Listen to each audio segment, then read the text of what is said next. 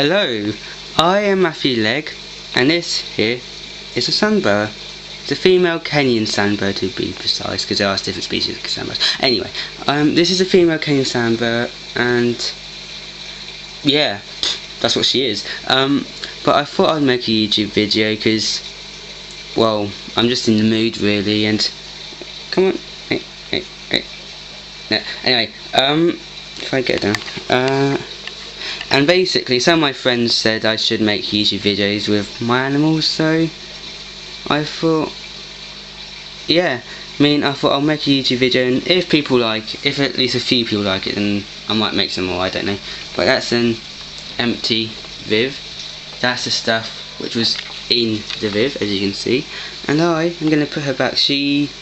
I've had since May, June this time, and basically I got her from this guy because he's getting some bigger stuff, he was saying, and he thought, you know, do you want the snake? And I was like, yeah, okay. So yeah, that's how I got this, and it's wait, I'll just pop this here for now, and then I'll leave this here so she can't get out, and I'll deal with it after the video. It'll be fine. I mean, she doesn't even come above the sand even at night. But in here are crickets. But he was saying, so yeah, she was my first snake. Those are crickets, brown banded and black field crickets. In here are common frogs and a slow worm. Now with the slow worm, it's illegal to intentionally harm, intentionally kill and sell a wild caught or advertise selling a wild caught.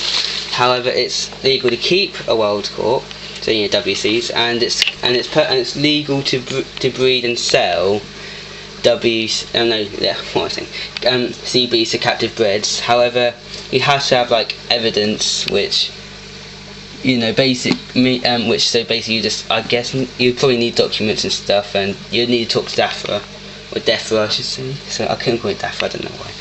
But basically, with the common frogs, they don't need a large water area, because I have found they panic if they get deep water, which may seem weird, but it's true. This guy is happy with this shallow bit of water. As soon as he goes into deep water, he panics and he starts like flailing around and trying to get out. But I've got like 7 of the guys in here. I am thinking of getting. Oh, here's the red one. Oh, come on. I am thinking of getting a larger, taller, particularly, lengthwise a little bit longer, but mainly it'll be a taller viv. But this guy's actually like a reddish colour, which you can't really see in this, but if I can get a photo, if I find how you put photos on YouTube videos at the end, then I'll do that and you'll see.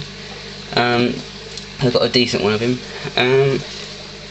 Here's this big frog which keeps on digging, which I've had it for like years now. It's like good 7 years I've had that big one, and then the others I've had between 2 and 5, and I can't find slow worm. I don't think I will, because she is in shed. She does come out. I've had her for a good 2 years. She's in shed. She comes out and, you know, crawls around. She comes out on me, whilst, you know, she will come out and crawl up my hands, coil around my fingers. I'm back on the computer. That was just the lid, by the way, of this thing.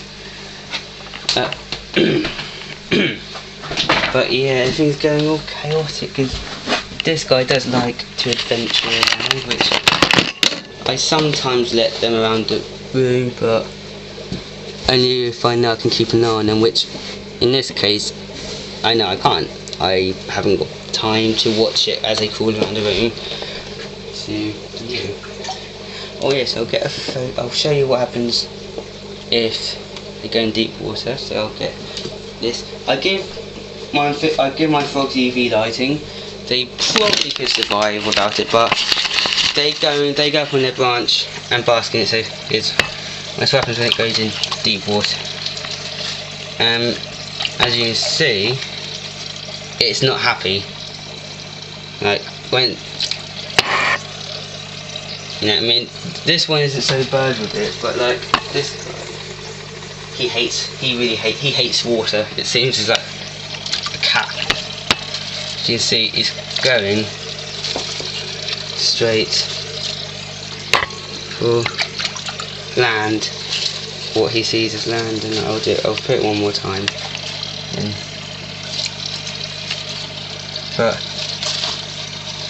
But like when it's in like a big open bit of water, you can really see them flailing, thrashing around trying to scramble up, going mental. And they'll pop him back because he doesn't like it, but he goes like mental, so where his whole body's more or less out of the water. But they go and bask under UV light, so to me, if with animals that are debatable, like amphibians and geckos, particularly leopard geckos and crested, if it goes and basks, if it chooses to bask under UV light, to me it needs UV. And like snakes, same. If it chooses to bask under UV light, it needs UV. If it doesn't, and it's one of those animals that's been proved that it may not, it doesn't. That's my opinion. But I do obviously give them, calcium supplements and all that stuff.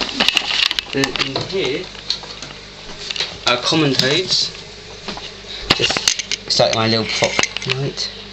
The two common toads, Buffo, that's the only, or that right, temporary, I think I'm saying it right. Buffa marinus and things like Gobius nigra, and that's the only Latin I know. Or iguana, which is surprise to do an iguana. More things like there's more Latin names I know, but I only know simple ones because I'm terrible at languages, which my mum's not so happy about because she's a Woods French teacher. It's a bokken. Wait. It's a bokken there. Yeah. Basically a wooden kendo sword. She's for training. Horned frog. It's a peppermint horned frog called Maud. It was called Maud before I got it. That's why it has a name. Because if it was just me who bought it, it wouldn't have a name because I'm terrible at names. But that's Maud, peppermint horned frog with her bromeliad. That coconut's hide. She doesn't use it. I don't know that, but it's to stop her from going down that corner because she gets stuck because she's a fat frog. African clawed frogs. I'm keeping them in this shallow, simple setup because I have heard they can sometimes drown if they're when they're young and they're in too deep water. But I'm keeping them in a simple set so I can make sure they're feeding, which they do. They feed on mealworms, black crickets, brown crickets, banded crickets, earthworms, bloodworms. That's what I give mine. They also have shrimp.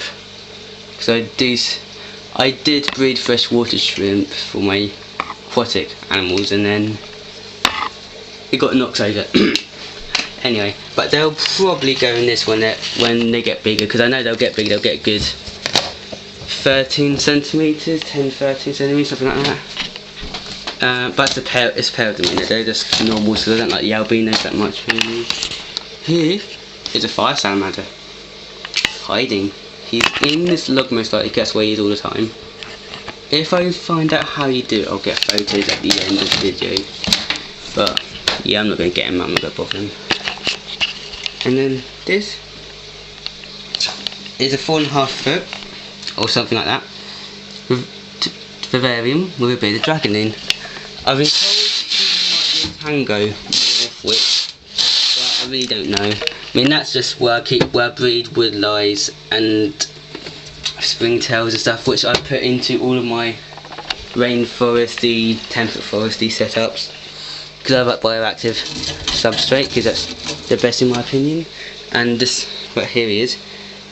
These kinds of substrates here consist of, I'm just going to say it wrong, sphagnum moss, general forest moss, coconut fibre, bit of play sand, grass, which I've just like ripped off, no roots on it, just the grass, and I've plopped it in there, mushed it about, if that's a word, it's a word now, and it basically decomposes and become more natural like.